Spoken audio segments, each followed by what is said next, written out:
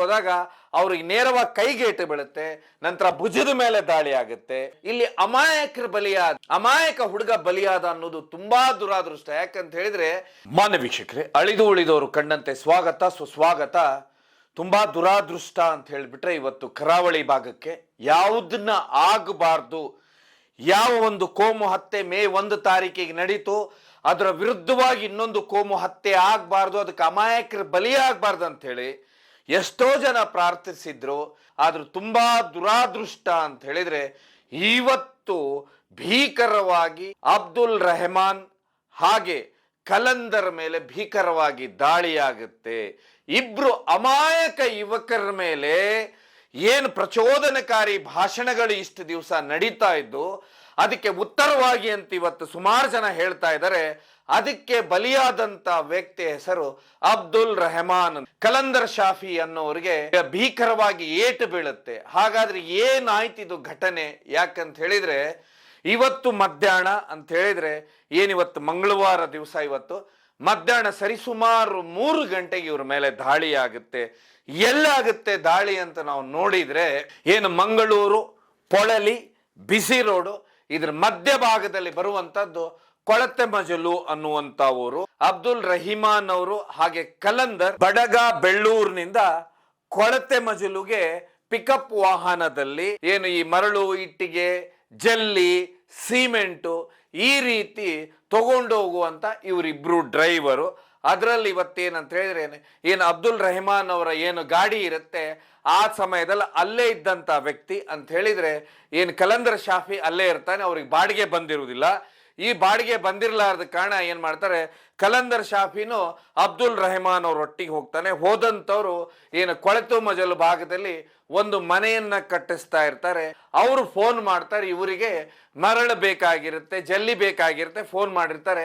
ಹೀಗಾಗಿ ಇವ್ರು ಏನ್ ಮಾಡ್ತಾರೆ ಅಂದ್ರೆ ಮರಳನ್ನ ತಗೊಂಡೋಗಿ ಆ ಮನೆ ಮುಂದೆ ಅನ್ಲೋಡ್ ಮಾಡ್ತಿರ್ತಾರೆ, ಅಂದ್ರೆ ಇಳಿಸ್ತಾ ಇರ್ತಾರೆ ಮಧ್ಯಾಹ್ನ 3 ಗಂಟೆಗೆ. ಅದೇ ಸಮಯಕ್ಕೆ ಬೈಕ್ನಲ್ಲಿ ಬಂದಂತ ಇಬ್ರು ಒಬ್ಬ ರೈಡ್ ಮಾಡ್ತಾ ಇರ್ತಾರಂತ ಇಲ್ಲಿ ಬಂದಿರುವಂತ ಸುದ್ದಿ. ಇನ್ನೊಬ್ಬ ಹಿಂದೆ ಕೂತ್ಕೊಂಡವನು ನೇರವಾಗಿ ಬಂದು ಕತ್ತಿಯಲ್ಲಿ ಸೀದಾ ಕತ್ತಿನ ಬೀಸ್ತಾನಂತೆ. ಅದು ನೇರವಾಗಿ ಅಬ್ದುಲ್ ರೆಹಮಾನ್ ಅವರ ತಲೆಗೆ ಬೀಳುತ್ತೆ. ಅದಾದ ಮೇಲೆ ಅವ್ರ ಒಟ್ಟಿಗಿದ್ದಂತದ್ದು ಏನು ಕಲಂದರ್ ಶಾಫಿ ಇದ್ದಾರೆ ಅದನ್ನ ತಡಿಲಿಕ್ಕೆ ಹೋದಾಗ ಅವ್ರಿಗೆ ನೇರವಾಗಿ ಕೈಗೇಟು ಬೀಳುತ್ತೆ. ನಂತರ ಭುಜದ ಮೇಲೆ ದಾಳಿ ಆಗುತ್ತೆ, ಹಿಂಬದಿ ಭುಜದ ಮೇಲೆ ದಾಳಿ ಆಗುತ್ತೆ, ಸುಮಾರು ಏಟುಗಳು ಬೀಳ್ತವೆ. ಆದ್ರೆ ಈಗ ಅವರು ಆಸ್ಪತ್ರೆಯಲ್ಲಿ ಚಿಕಿತ್ಸೆ ಪಡೆದುಕೊಳ್ತಾ ಇದ್ದಾರೆ. ಅಬ್ದುಲ್ ರೆಹಮಾನ್ ಅದೇ ಜಾಗದಲ್ಲೇನೆ ಜೀವ ಬಿಟ್ಟು ಬಿಡ್ತಾರೆ. ತುಂಬಾ ದುರಾದೃಷ್ಟ ಅಂತ ಹೇಳಿದ್ರೆ ಅಬ್ದುಲ್ ರೆಹಮಾನ್ ಅವರಿಗೆ 25ರಿಂದ 26 ವರ್ಷ. ಈಗ 1.5ರಿಂದ 2 ವರ್ಷದ ಹಿಂದೆ ಅವ್ರಿಗೆ ಮದುವೆ ಆಗಿರುತ್ತೆ. ಈ ಭಾಗದಲ್ಲಿ ಮರಳು, ಜಲ್ಲಿ, ಇಟ್ಟಿಗೆ ಈ ರೀತಿ ಪಿಕಪ್ ವಾಹನದಲ್ಲಿ ಎಲ್ಲ ಕಡೆ ಮನೆ ಮನೆಗೆ ತಲುಪಿಸುವಂತ ಕೆಲಸ ಮಾಡ್ತಾ ಇರ್ತಾರೆ. ಇವರು ಯಾವುದೇ ರೀತಿಯ ಅಂದ್ರೆ ಕಲಂದರ್ ಶಾಫಿ ಇರ್ಬೋದು, ಅಬ್ದುಲ್ ರೆಹಮಾನ್ ಇರ್ಬೋದು, ಇವರಿಬ್ರು ತುಂಬಾ ಈ ಭಾಗದಲ್ಲಿ ಒಳ್ಳೆ ಹುಡುಗರಾಗಿರ್ತಾರೆ. ಸಮಾಜದಲ್ಲಿ ಎಲ್ಲರೊಟ್ಟಿಗೂ ಬೆರೀತಾ ಇರ್ತಾರೆ. ಎಲ್ಲಾ ಧರ್ಮೀಯರೊಟ್ಟಿಗೂ ಅನ್ಯೋನ್ಯವಾಗಿರ್ತಾರೆ. ಅವರು ಯಾರಾದ್ರೂ ಮರಳು, ಜಲ್ಲಿ ಈ ರೀತಿ ಆರ್ಡರ್ ಮಾಡಿದ್ರೆ ಆ ಭಾಗದಲ್ಲಿ ತಗೊಂಡು ಕೊಡುವಂತ ಕೆಲಸವನ್ನ ಮಾಡ್ತಿರ್ತಾರೆ. ಇದೆಲ್ಲದಕ್ಕಿಂತ ಹೆಚ್ಚಾಗಿ ಯಾರಾದ್ರೂ ಮನೆಗಿನೆ ಕಟ್ಟೋರು ದುಡ್ಡು ಅಂತ ಹೇಳಿದ್ರೆ ಆ ಸಮಯದಲ್ಲಿ ಅವ್ರಿಗೆ ದುಡ್ಡಿನ ಸಮಸ್ಯೆಗಳಿದ್ರು ಆ ನಂತರ ಬಂದು ದುಡ್ಡಿಸ್ಕೊಳ್ಳುವಂತದ್ದು, ಈ ರೀತಿ ಸ್ನೇಹ ಪರರಾಗಿದ್ರು ಅನ್ನುವಂಥದ್ದು ಈ ಎಲ್ಲ ಕಡೆನೂ ಅಂತ ಹೇಳಿದ್ರೆ ಈ ಭಾಗದಲ್ಲಿ ಸುಮಾರು ಜನ ಹೇಳ್ತಾರೆ. ಎಲ್ಲಾ ಧರ್ಮದವರು ಒಟ್ಟಿಗೂ ತುಂಬಾ ಅನ್ಯೋನ್ಯವಾಗಿದ್ದಂತ ಹುಡುಗರು. ತುಂಬಾ ದುರಾದೃಷ್ಟ ಅಂತ ಹೇಳಿದ್ರೆ ಕರಾವಳಿಯಲ್ಲಿ ಏನು 1987ರಿಂದ ಪ್ರಾರಂಭವಾಗುತ್ತೆ, 1987ರಿಂದ 98ರವರೆಗೆ ಕೋಮು ಹತ್ಯೆ, ಕೋಮು ದ್ವೇಷ, ಕೋಮು ಭಾಷಣಗಳೇನು ನಡೀತಾ ಇದ್ದು. ಅದಾದ ನಂತರ ಅದು 2003 ನಂತರ ಒಂದು ಹತ್ಯೆ ನಂತರ ಬೇರೆ ರೀತಿಯ ಆಕಾರವೇ ಆ ಕೋಮು ಹತ್ಯೆಗಳು ಪಡ್ಕೊಳ್ತಾವೆ. ಅದು ಮುಂದೆ ಅಲ್ಲಿ ಒಬ್ಬನ್ನ ಕೊಂದ್ರೆ ಇಲ್ಲೊಬ್ಬನ್ನ ಕೊಲ್ಲಬೇಕು ಅನ್ನುವಂಥದ್ದು. ನಾನು ನಿನ್ನೆ ಸಂಚಿಕೆಯಲ್ಲೇ ಮಾತಾಡ್ತಿದ್ದೆ. ಏನಂತ ಹೇಳಿದ್ರೆ ಯಾವ ರೀತಿ 2003 ನಂತರ ಒಂದು ಕೋಮು ಹತ್ಯೆ ಆದ ನಂತರ ಇನ್ನೊಂದು ಕೋಮು ಹತ್ಯೆ ಆಗುತ್ತೆ ಅನ್ನುವಂಥದ್ದು ಇಲ್ಲಿ ಸದಾ ಸುದ್ದಿ ಆಗ್ತಾ ಇತ್ತು. ಅದೇ ರೀತಿನೇ ಮೇ 1 ತಾರೀಕಿಗೆ ಸುಹಾಸ್ ಶೆಟ್ಟಿಯ ಹತ್ಯೆ ಆಗುತ್ತೆ. ಹತ್ಯೆ ಆದ ನಂತರ ಸುಮಾರು ಕಡೆ ಪ್ರಚೋದನಕಾರಿ ಭಾಷಣಗಳು ದೊಡ್ಡ ಮಟ್ಟದಲ್ಲಿ ಶುರುವಾಗ್ತವೆ. ಅದಕ್ಕಿಂತ ಹೆಚ್ಚಾಗಿ ಈ ಪ್ರಚೋದನಕಾರಿ ಭಾಷಣ ಶುರುವಾದ ನಂತರ ಈ ಭಾಗದಲ್ಲಿ ಸಂಜೆ 7 ಗಂಟೆ ಆದ ನಂತರ ಎಲ್ಲ ಕಡೆನೂ ಕರ್ಫ್ಯೂ ರೀತಿ ಇರ್ತಿತ್ತು. ಯಾಕಂತ ಹೇಳಿದ್ರೆ ನಾವು ಇತ್ತೀಚೆಗೆ ಸುಮಾರು ಸುದ್ದಿಗಳು ಈ ಭಾಗದಲ್ಲಿ ಮಾಡ್ತಿದ್ವು, ಯಾಕೆ ಕೋಮು ಹತ್ಯೆಗಳು ನಡೀತವೆ ಏನಂತೇಳಿ. ಆದ್ರೆ ಸುಮಾರು ಜನ ಕ್ಯಾಮ್ರಾ ಮುಂದೆ ಸಮೇತನೂ ಯಾರೂ ಬರ್ತಾ ಇರಲಿಲ್ಲ ಹೆದರಿ. ಯಾಕಂತ ಹೇಳಿದ್ರೆ ಕ್ಯಾಮ್ರಾ ಮುಂದೆನೂ ನಾವು ಮಾತಾಡ್ತಾ ಇರಲಿಲ್ಲ, ಸುದ್ದಿ ಅಷ್ಟೇ ಹೇಳ್ತಾ ಇದ್ರು ಬಿಟ್ರೆ ಕ್ಯಾಮ್ರಾ ಮುಂದೆ ಬರ್ತಿರ್ಲಿಲ್ಲ. ಯಾಕಂದ್ರೆ ಸಂಜೆ 7 ಗಂಟೆ ಮೇಲೆ ಯಾರನ್ನ ಹೊಡಿತಾರ ಅನ್ನುವಂಥದ್ದು ಎಲ್ಲರಿಗೂ ಭಯ ಇತ್ತು. ಇದೆಲ್ಲದಕ್ಕಿಂತ ಹೆಚ್ಚಾಗಿ ಏನು ಈ ಒಂದು ಭಾಗ ಇದೆ ಏರಿಯಾ ಅಂತ ಹೇಳಿದ್ರೆ, ಇವತ್ತೇನು ಹತ್ಯೆ ನಡೆದಂಥ ಭಾಗ ಇದೆ, ಇದು ಸ್ವಲ್ಪ ಬಂಟ್ವಾಳ ತಾಲೂಕಿಗೆ ಸೇರುವಂಥದ್ದು, ಮಂಗಳೂರಿನಿಂದ 20 ಕಿಲೋಮೀಟರ್ ದೂರ ಇರುವಂಥ ಜಾಗ. ಇದೆಲ್ಲದಕ್ಕಿಂತ ಹೆಚ್ಚಾಗಿ ಸ್ವಲ್ಪ ಗುಡ್ಡಗಾಡು ಇದ್ದಂಥ ಏರಿಯಾ ಅಂತ ಹೇಳಿದ್ರೆ, ನೀವು ಹಿಂದೆ ಒಂದು ಹತ್ಯೆಯನ್ನ ಕೇಳಿರ್ತೀರ, ಇದೇ ಭಾಗದಲ್ಲಿ ಒಂದು ಕೋಮು ಹತ್ಯೆ ಆಗಿರುತ್ತೆ, ಅದು ಅಶ್ರಫ್ ಕಲೈ ಹತ್ಯೆ ಆಗಿರುತ್ತೆ. ಇದೇ ಇಲ್ಲಿಂದ ಸರಿಸುಮಾರು 10 ಕಿಲೋಮೀಟರ್ ನಂತರನೇ ಈ ಹತ್ಯೆ ನಡೆಯುವುದು. ಇದ್ರ ಮೊದಲು ಈ ಭಾಗದಲ್ಲಿ ಕ್ಯಾಂಡಲ್ಸ್ ಅಂತೂ ಹತ್ಯೆ ಆಗಿರುತ್ತೆ, ಅದಾದ ಮೇಲೆ ಹನೀಫ್ ಅನ್ನೋರ್ದು ಹತ್ಯೆ ಆಗಿರುತ್ತೆ. ಸೊ ಒಟ್ಟಾರೆಯಾಗಿ ಅಂತ ಹೇಳಿದ್ರೆ ಹತ್ಯೆಗಳ ಮೇಲೆ ಹತ್ಯೆಗಳಾಗ್ತಾನೆ ಇರ್ತಾವೆ. ಯಾಕಂತ ಹೇಳಿದ್ರೆ ಕೋಮು ದ್ವೇಷ ಅನ್ನೋದು ಆ ರೀತಿ ಬೆಳೀತಾ ಇದೆ.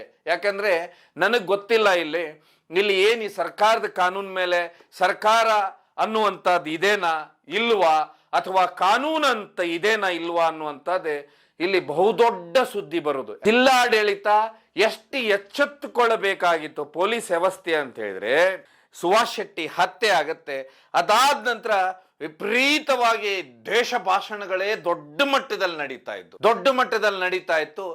ಆಗ ಇಲ್ಲಿ ಜಿಲ್ಲಾಡಳಿತ ಇದನ್ನ ಕಂಟ್ರೋಲ್ ಮಾಡಬೇಕಾಗಿತ್ತು. ಸುಮಾರು ಜನ ಇಲ್ಲಿ ಒತ್ತಾಯ ಮಾಡ್ತಾ ಇದ್ರು, ಸರ್ಕಾರ ಇಲ್ಲಿ ದೊಡ್ಡ ಮಟ್ಟದ ದಿಟ್ಟ ಕ್ರಮಗಳನ್ನ ತಗೊಳ್ಬೇಕು, ಮತ್ತೆ ಶಾಂತಿ ಪಡೆಗಳನ್ನ ಮಾಡಬೇಕು, ಪೊಲೀಸ್ ವ್ಯವಸ್ಥೆಯನ್ನ ಬಿಗಿ ಮಾಡ್ಬೇಕಂತಿತ್ತು. ಆದ್ರೆ ಏನು ಹಿಂದೆ ನಡೆದಿತ್ತು ಅದು ಮತ್ತೊಮ್ಮೆ ಮರಕಳಿಸಿತು. ತುಂಬಾ ದುರಾದೃಷ್ಟ ಅಂತ ಹೇಳಿದ್ರೆ ಇಲ್ಲಿ ಬಲಿಯಾದ ಅನ್ನೋದು ತುಂಬಾ ದುರಾದೃಷ್ಟ. ಯಾಕಂತ ಹೇಳಿದ್ರೆ ನೀವು ಒಂದು ವೇಳೆ ಅವರು ಎಲ್ಲರೊಟ್ಟಿಗೂ ಚೆನ್ನಾಗಿರ್ತಾರೆ, ಅನ್ಯೋನ್ಯವಾಗಿದ್ದಂಥವ್ರು, ಅವರು ಪಾಡಿಗೆ ಅವರು ಕೆಲಸ ಮಾಡ್ತಿರ್ತಾರೆ, ಮಧ್ಯಾಹ್ನ ಹತ್ಯೆ ಮಾಡ್ತಾರಂತ ಹೇಳಿದ್ರೆ ಇನ್ನು ಇವರು ಯಾರನ್ನ ಬಿಡ್ತಾರೆ? ಕಾನೂನಿನ ಮೇಲೆ ಭಯ ಇಲ್ವಾ ಅನ್ನುವಂಥದ್ದೇ ಈಗ ದೊಡ್ಡ ಪ್ರಶ್ನೆ. ಯಾಕಂತ ಹೇಳಿದ್ರೆ ಎಷ್ಟು ಕೋಮು ಹತ್ಯೆಗಳು ನಡೆದಿದ್ದಾವೆ ಅದನ್ನ ನೀವು ಸೂಕ್ಷ್ಮವಾಗಿ ಗಮನಿಸಿದಾಗ ಅದರಲ್ಲಿ ಸರಿಸುಮಾರು 90ರಷ್ಟು ಪ್ರಕರಣಗಳು ಬಿಟ್ಟು ಹೋಗ್ಬಿಟ್ಟಿದ್ದಾವೆ. ನಾವು ಇದನ್ನೇ ಹೇಳ್ತಾ ಇರೋದು, ಬಿಟ್ಟು ಹೋಗ್ಬಿಟ್ಟಿದ್ದಾವೆ. ಹೀಗಾಗಿ ಏನಾಗ್ಬಿಟ್ಟಿದೆ ಅಂತ ಹೇಳಿದ್ರೆ, ಅವರನ್ನ ಕೊಂದ್ರೆ ಇವರನ್ನ ಕೊಲ್ಲೋದು, ಇವರನ್ನ ಕೊಂದ್ರೆ ಅವರನ್ನ ಕೊಲ್ಲೋದು, ಕೊಲ್ಲುವುದು ಅನ್ನುವಂಥದ್ದು ಇದೊಂದು ವಾಡಿಕೆ ಆಗ್ಬಿಟ್ಟಿದೆ ಈ ಭಾಗದಲ್ಲಿ. ಇದೆಲ್ಲದಕ್ಕಿಂತ ಹೆಚ್ಚಾಗಿ ಇನ್ನೊಂದು ವಿಷಯ ನಾವು ನೋಡಬೇಕಿಲ್ಲಿ ಸೂಕ್ಷ್ಮವಾಗಿ ಅಂತ ಹೇಳಿದ್ರೆ, ಸಾಯೋರು ಯಾರು? ಪಾಪ ಅಮಾಯಕರು, ಡ್ರೈವರ್ಗಳು, ಕೂಲಿ ಕೆಲಸಗಾರರು, ಶ್ರಮಿಕರು, ಇವರು ಸಾಯ್ತಾ ಇದ್ದಾರೆ. ಶ್ರಮಿಕ ವರ್ಗ ಇವತ್ತೇನಾದ್ರು ಇಲ್ಲ ಅಂತ ಹೇಳಿದ್ರೆ ನೀವು ಏನು ಕೆಲಸ ಮಾಡ್ಲಿಕ್ಕೆ ಸಾಧ್ಯ? ಯಾವ ಕೆಲಸ ಮಾಡ್ಕೊಳ್ಲಿಕ್ಕೆ ಸಾಧ್ಯ?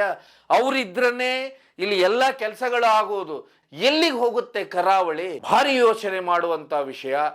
ಹೀಗಾಗಿ ಇದನ್ನ ನಾವು ಯೋಚನೆ ಮಾಡಬೇಕು.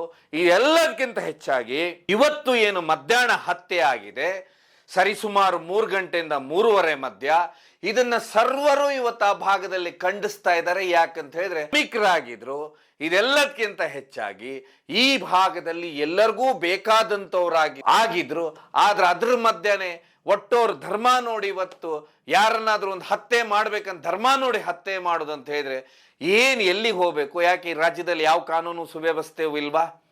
ಏನು ಮಾಡ್ತಾ ಇದೆ ಎಲ್ಲ ಅನ್ನುವಂಥದ್ದು ಇವತ್ತು ನಾವು ಯೋಚನೆ ಮಾಡ್ಬೇಕು. ಯಾಕಂತ ಹೇಳಿದ್ರೆ ಮೇ 1 ತಾರೀಕು ಸುಭಾಷ್ ಶೆಟ್ಟಿ ಹತ್ಯೆ ಆಗತ್ತೆ. ಅದು ಇವತ್ತು 27 ತಾರೀಕು ಅಂದ್ರೆ 27 ದಿವಸ ಕಳೆದಿಲ್ಲ. ಇದೇ ಭಾಗದಲ್ಲಿ ಅಂತ ಹೇಳಿದ್ರೆ ಏನು ಬಂಟ್ವಾಳ ಸುಭಾಷ್ ಶೆಟ್ಟಿಯ ಊರು, ಇನ್ನಿಬ್ಬರ ಮೇಲೆ ಭೀಕರವಾಗಿ ದಾಳಿ ಆಗುತ್ತೆ. ಆದ್ರೆ ಇನ್ನೊಬ್ರು ಈಗ ಆಸ್ಪತ್ರೆಯಲ್ಲಿ ಚಿಕಿತ್ಸೆ ಪಡಿತಾ ಇದ್ದಾರೆ, ಕಲಂದ್ರ ಶಾಫಿ. ಆದ್ರೆ ತುಂಬಾ ದುರಾದೃಷ್ಟ ಅಂತ ಹೇಳಿದ್ರೆ ಈ ಕೋಮು ಹತ್ಯೆಗೆ ಅಬ್ದುಲ್ ರೆಹಮಾನ್ ಬಲಿಯಾಗ್ತಾರಂತ ಹೇಳಿದ್ರೆ ನಾವು ಯೋಚನೆ ಮಾಡಬೇಕು. ಈ ರೀತಿ ಕೋಮು ಹತ್ಯೆಗಳು ಇನ್ನೆಷ್ಟು ದಿವಸ ನಡೀತಾವೆ ಅನ್ನುವಂಥದ್ದು ನೋಡುವ. ಈಗಾಗಲೇ ಪೊಲೀಸರು ಆರೋಪಿಗಳ ಹುಡುಕಾಟ ಮಾಡ್ತಾ ಇದ್ದಾರೆ. ಈಗಾಗಲೇ ಸುಮಾರು ಬಂಧನಗಳು ಈ ಭಾಗದಲ್ಲಿ ನಡೆದಿದ್ದಾವೆ. ಇನ್ನು ಯಾರು ಇದರಲ್ಲಿ ಹತ್ಯೆಯಲ್ಲಿ ಪಾಲ್ಗೊಂಡಂಥವ್ರು ಯಾರು ಅನ್ನೋದು ಈಗ ಮೊದಲು ಗೊತ್ತಾಗಬೇಕು. ಅದಾದ ಮೇಲೆ ಕಠಿಣವಾದ ಕ್ರಮವಾಗಬೇಕು.